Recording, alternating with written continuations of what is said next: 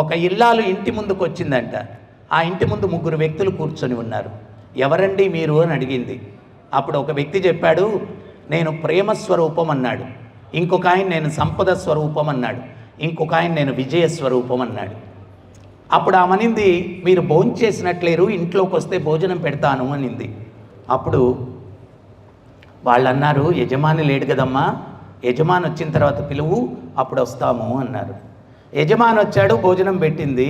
అప్పుడు చెప్పింది, ఏమండి మన ఇంటి ముందు 3 వ్యక్తులు కూర్చొని ఉన్నారు, ఒకరు ప్రేమ స్వరూపం, ఒకరు సంపద స్వరూపం, ఒకరు విజయ స్వరూపం, ఎవరిని పిలుద్దాం ఇంట్లోకి అనింది.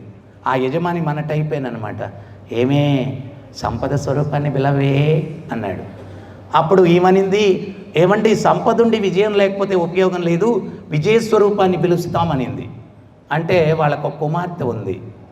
ఆ పాప వీళ్ళిద్దరికన్నా కొంచెం ఉన్నత చైతన్యం ఉంది. ఆమె వచ్చి ఏమనిందంటే, తల్లిదండ్రులారా, సంపద విజయం ఉండి ప్రేమ లేకపోతే జీవితాలు నిరర్ధకము, దయచేసి ప్రేమ స్వరూపాన్ని పిలవండి అని ఆ పాప చెప్పింది.